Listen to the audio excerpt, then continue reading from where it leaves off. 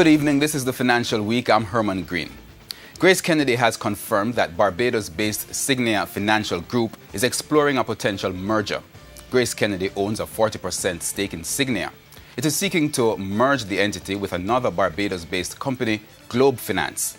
Grace Kennedy says a non-binding letter of intent was signed to pursue the merger in November last year. The company says it will continue to keep the market informed if there are further developments. Sweet River Abattoir says it will be going after the hotel market to expand sales in its pork products.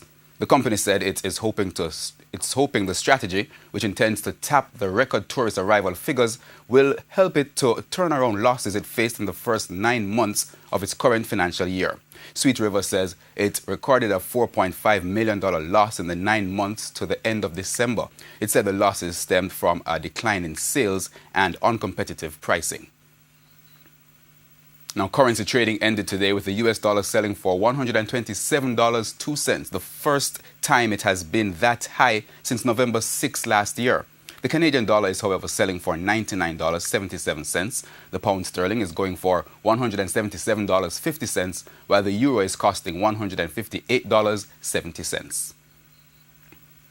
The JSE index fell by 723 points, while the junior market index gained more than 5. Today's winners included Access Financial, Derrimon Trading, Grace Kennedy, Jamaica Broilers, Lasco Financial, Panjam, and Supreme Ventures. Now on the losing end were Berita Investments, Siboney Group, Kingston Wharves, Mayberry Investments, Sagicor Real Estate X Fund, and VM Investments. And that's the Financial Week. I'm Herman Green. Good evening.